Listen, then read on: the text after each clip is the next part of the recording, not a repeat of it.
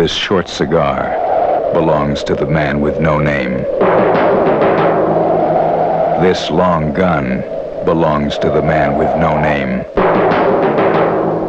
This poncho belongs to the man with no name. Rico! Heard you wanted to see me.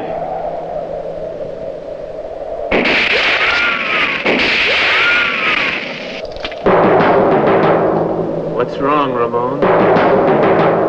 You losing your touch? Shoot to kill, you better hit the heart. Aim for the heart or you'll never stop me.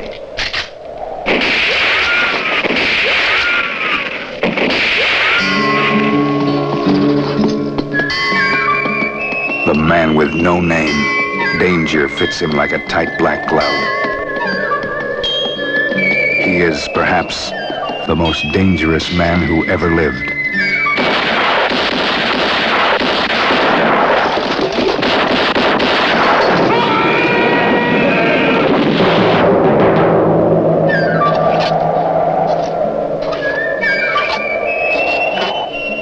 Get 3 coffins ready.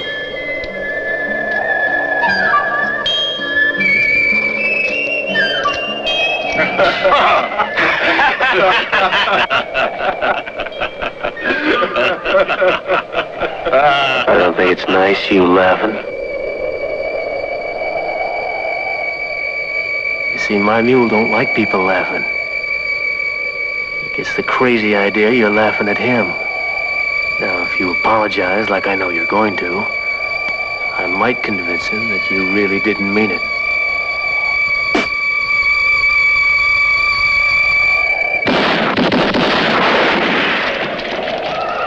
My mistake. 4 coffins. This man with no name is played by Clint Eastwood. He's going to trigger a whole new style in adventure. A Fistful of Dollars is the first motion picture of its kind. It won't be the last. Hello, welcome to Movie Umpers. I'm Bob Sham. I'm Angela. And the sounds you hear may be dogs. And this month, assholes. Yes. The asshole on film. Yes. I've been saying the asshole on film and assholes on film is pretty much the same thing. And for our vintage selections this month, maybe one of the least... I mean, he's an asshole. But isn't everyone? No. In this movie? Oh, I guess so. But he's a bounty hunter, so I think he's coming in at a 5. Oh, yeah. Because he's money motivated.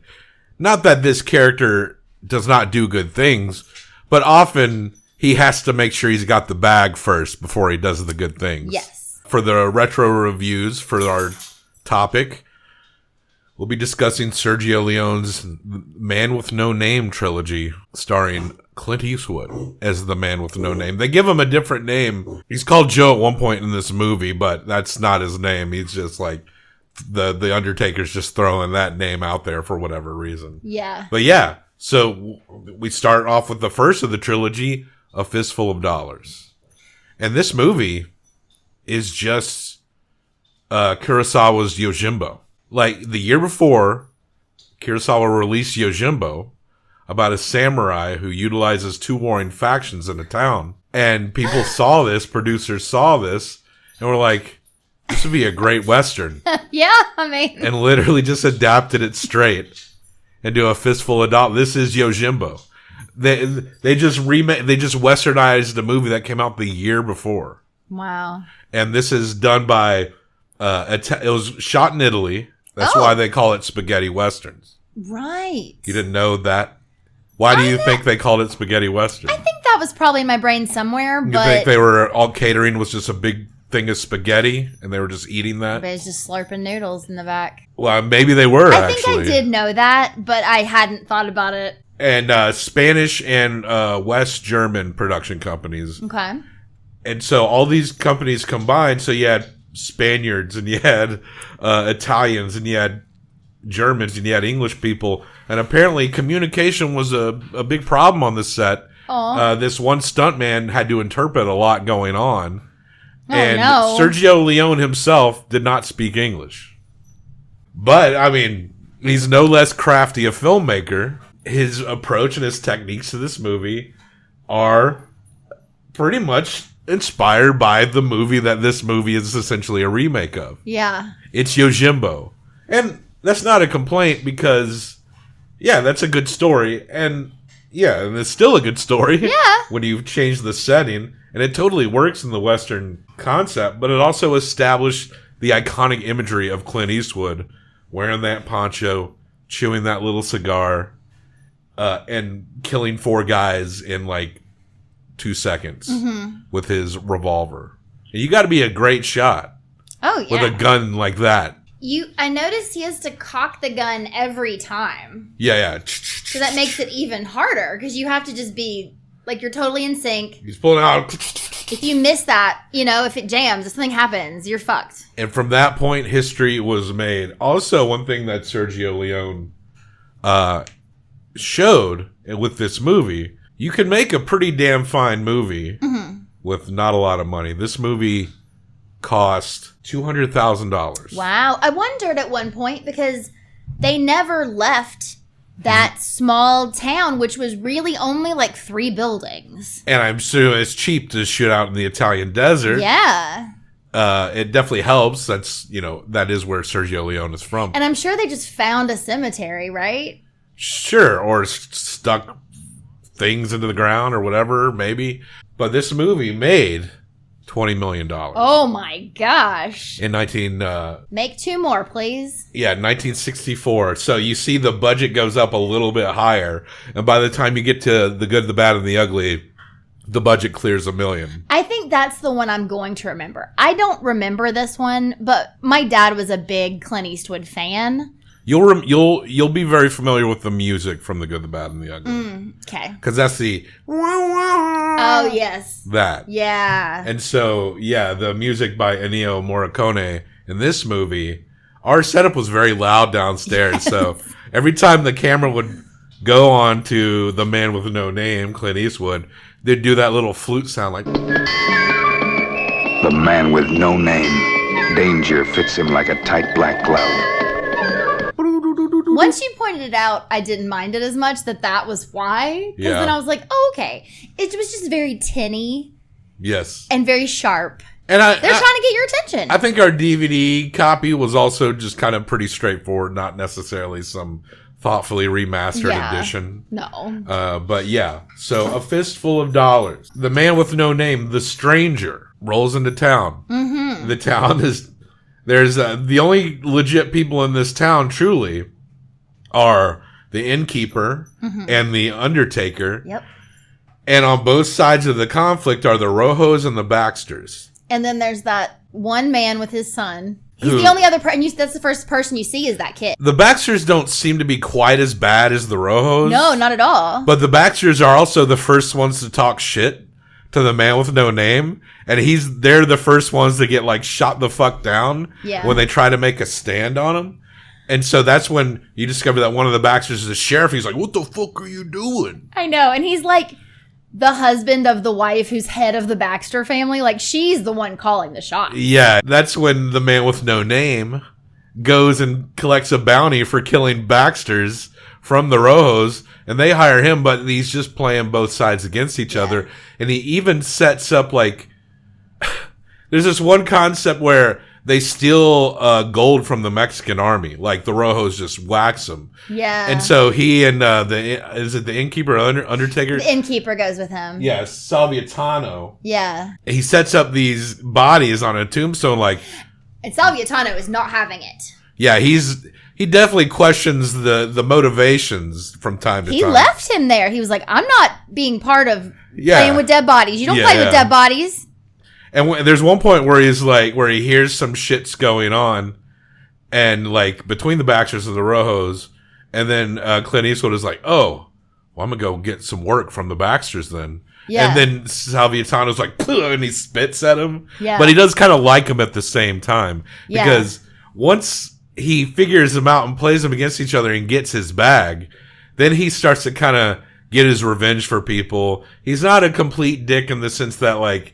He's going to just completely abandon a family. Yeah. But he's going to let that family get kind of dragged back and forth. And he may even go and grab someone to take to the other side so that they can use a bargaining chip to get the other person free. He basically accidentally punches the woman who's held captive at one point and takes her to the Baxters to be like, you can trade her for your guy that they're holding hostage. Tell about the dead bodies, though. That was like the most intricate plan that he did the whole time. Everything really, all these plans really had to go right in the most perfect way. He was like, dead bodies were setting him up. And then he went to the Baxters and he was like, yeah, the Rojos are stashing gold or something like that. Yeah, and then he goes to the Rojos and he's like, there's two guys alive. Yeah, I think these are Baxter people. They're just hanging in the cemetery. They just took some gold. Yeah. So they all converge and they start like attacking each other.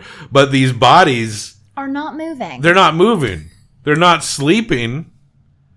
There's gunshots all around them. They would be hiding. The concept is like a little ridiculous, but the Rose and Baxters hate each other, so they would shoot each other regardless. The smartest Rojo brother actually does say, those don't look like, they look like dummies. Yeah. But no one listens to him because he's kind of the older Baxter brother that's like the one who holds the money and like pays people and stuff. Rojo brother. But the big badass of the movie that isn't the man with no name is Ramon Rojo. Who's the slinger who fucks people up with his rifle. Mm-hmm. So, yeah, there's all kinds of. Basically, he's pitting them all against each other to the point where like they're burning down each other's. While they're fucking shooting it out, he's going into their warehouse and like looking for gold and shit. Mm-hmm.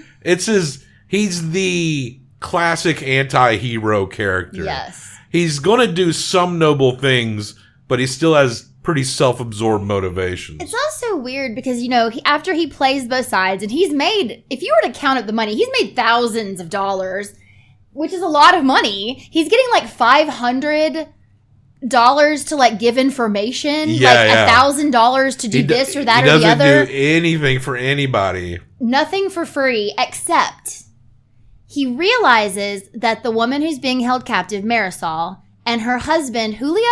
Yeah. And they have a little boy. And the little boy just cries through the whole movie because he wants his mommy, but a little much. But he wanted his mommy. And so there's this one point where they're all standing out in the middle of the town because they're trading Marisol for the Baxter boy and they're going to switch them. And the boy runs out. And at this moment, Clint Eastwood's like watching everybody and he basically is like, man, take your kid home. Marisol, go to the Rojo man. But he knows at that moment, he's already decided, I'm going to help these people, but that's not the moment to help them. And he's like, y'all can't kill each other right now. Yeah. Because then I can't help you later. So later he goes and he pretends to be drunk at this party. And they take away Marisol because Ramon's going to go fight somebody. And he goes in and he shoots up the house where they're holding Marisol and tries to make it look like a gang of people did it, which he does because he's so good. He steals her and he takes her to the man and gives them one of his bags of money and is like, go. Yeah. And they basically are like stunned because they're like, why are you helping us? Yeah, you literally like were shuffling us around for hostage shit. And the only personal thing that the man with no name says the entire movie is, why? I knew someone like you once. There was no one there to help. Now get moving. Which means he either loved someone who he couldn't help or something happened to his mommy. Yeah. Like he saw something. And so he gets them away, but then that's when they get him. Yeah, so they're like, the Rose are like, oh, you've been fucking with us this whole time. So they get the drop on him in his room and they take him hostage and torture him and crush his gun hand. So they fuck him up. And then they leave him locked in this warehouse, but he figures out a way to get out and he sets the place on fire and he does, it's this he like booby traps the room. It's like Home Alone. He goes full Kevin McAllister and like rolls a big barrel on them. And then he escapes and by hiding in a coffin it's actually a pretty cool scene where they're trying to find him and he's under the porch and you can see them looking down and he's looking up while they're shuffling around. Like, yeah, Sergio Leone knew how to set up an iconic looking image. Yeah. That would last, I think his most well-regarded movie is probably Once Upon a Time in the West. And other than that, probably the Man with No Name trilogy. Sure. So yeah, he manages to hide in a casket and the Undertaker helps him out. And as he's rolling out, of course, the Rojos think that the Baxters are keeping him. And so they go up to the Baxters and they kill every single one of them, including the sheriff and the wife. And the wife comes out and she's like, these men did not have guns because they were going like, don't shoot, we surrender. They were surrendering because they knew they had no chance. They're straight up executing. And Ramon's just like, pew, pew, pew. He does not give a shit. And Clint Eastwood is like, stop, I want to watch this. And he's like looking and he's like, and after like he sees the last person, the woman shot dead, he's like, all right, let's go. They hide him in like a mine.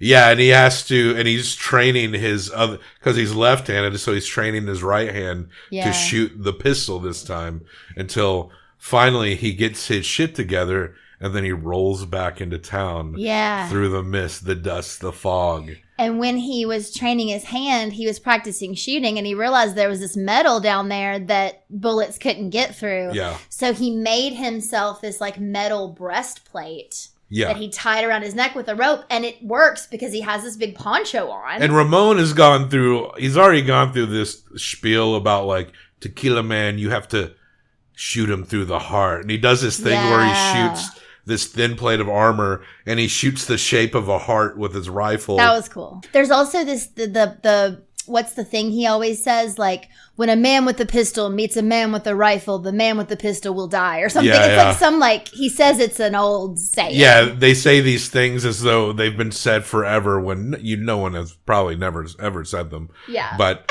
so he rolls in and Ramon is like, oh, I got my rifle, and he starts to shoot.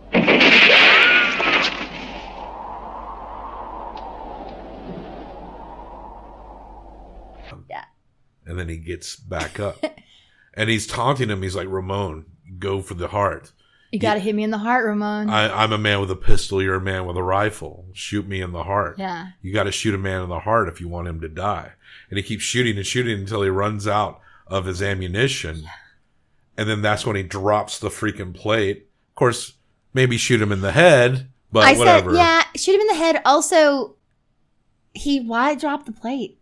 Ever. The dramatic effect. He wanted to show off. And this is how I got you. And then he shoots the gun out of his hand with his now he's ambidextrous, right? Yeah. So he shoots the gun. Can't wait for He shoots the gun out of his hand. Yeah. And then he shoots Ramon. And one of the Rojos, one of the more smarter brothers, tries to ambush. But Silviatano gets free because they're going to hang him. Right. They had him up by his hands. They're torturing him. Which looked brutal. The way they did it, I don't know how I'm sure they had him up there so he wasn't actually being hurt. But his hands were red from how they would be. Like from being squeezed. It looked like he was really was dangling. Now, they probably had something around his waist or something. I mean, so it wasn't like as much pressure. But he shot him down because that was the thing. He was hiding out still. And Silviatano was just to bring him food. He wasn't actually going into town on purpose that day. The Undertaker had to come tell him that they are torturing Silviatano. And it was so cute when the man with no name is like, well, I guess we got to go. And the Undertaker was like, ooh, I thought you would say that. I brought you a dynamite and I brought you a gun. And he gets excited when he gets to bury people. Oh, yeah. But, Mr. He likes his job. But he's the only legitimate businessman in this town, right? There's a bell ringer? Yeah. I don't know what the fuck he was doing. I don't think he makes too much, though. I don't think he makes too much. But you won't get shot if you ring the bell. They'll keep the bell ringer around. And, but the Undertaker, with the Undertaker's like, you got a nice business, but at some point there have to be people alive to pay for you to bury people. Yeah. So who's going to pay for the Baxters to get buried? Well, when they're all dead. Yeah. No one else in the town works. What did that one guy tell him? Oh, yeah. They said it a bunch of times. In this town, the only two options are you get rich or you die. Yeah. And this is supposed to take place on the Mexican side of a border town, hence why you saw a staged Mexican army shootout. Mm-hmm. Though at the end, after Silviatano is rescued and the Rojas are dead, literally the only people left in town are the bell ringer, the Undertaker, and the innkeeper. Yep. And the man with no name's going on, but he didn't take the gold. He took all the money he did gather that he didn't give to the family. But he left the gold. Yeah. So, to give back to the Mexican government. There was a comment at the beginning about there being a bunch of widows in town. Yeah. But you never saw them. You kind of got the impression that if anyone else lived in that town, they just never went outside. Yeah, they just stayed in the house. To keep the budget low, we say they stayed in the house. Yeah. I mean, $200,000 is a lot of money in 1964. But, yeah. But yeah, this shit made $20 million and established Clint Eastwood as an icon, as the guy. And, maybe in movies like in Unforgiven or in... Paint Your Wagon. Yeah, Paint Your Wagon, Outlaw Josie Wells. He's probably a bigger dick in those movies, right? No, for sure. But we'll wait until we get to the end of the trilogy until we properly rate the man with no name. When we get to know him better. On the asshole scale. But he qualifies. He's no less than a 5. But he might be one of the lowest assholes. I mean, who knows how this town would have, gone through their conflicts, but you got to admit that when he came in, shit escalated.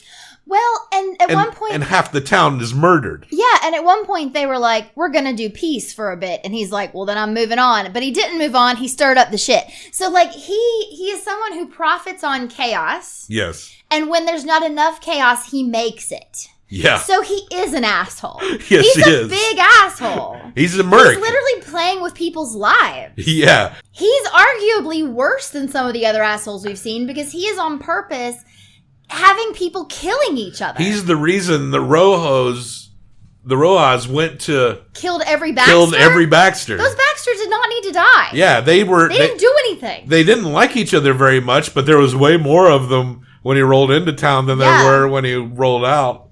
And thank goodness... He did not leave the place better. And thank goodness the innkeeper, undertaker, and bell ringer survived. Yeah. At the very least. It seemed to be, at the end, the only people he really liked. Yeah. But Sylvia Tano was his friend. I mean, if you can be cool with the man with no name, you want to maintain that relationship. Or else he'll, find someone to hire him to kill you for whatever reason. I actually think he appreciated the few times Sylvia Tano told him he was full of shit. Well, Sylvia Tano is straightforward while also keeping his own integrity and morals. Yes. So there's nothing to argue there. He's loyal, even if he doesn't agree with you, too. Yeah. I think the man with no name respects goodness when he sees it. Yeah. He just understands that he's maybe not the best example of goodness. Right. But, A Fistful of Dollars, the iconic debut. They made a fistful of dollars. Yeah, they did. A clenched fist full of dollars. And I've always thought these movies were a lot of fun at the very least. But like I said, if you've seen Kurosawa's Yojimbo, you've seen this movie. It's just, they're samurai instead of cowboys. So yeah. But we're gonna rate this movie, give it 1 through 5 combined for best out of 10. Tell me what you think about it. I did think it was good. Obviously, I was mad at quite a lot of people in this movie at different times. You were mad at how dumb people were. You were yelling at them. When people are chasing you and want to kill you and kidnap you and separate you from your child, you don't stop and ask a man a bunch of questions about why he's helping you. You just fucking go. Yeah, they're just standing there staring at him. Why? Get moving. Get out of here.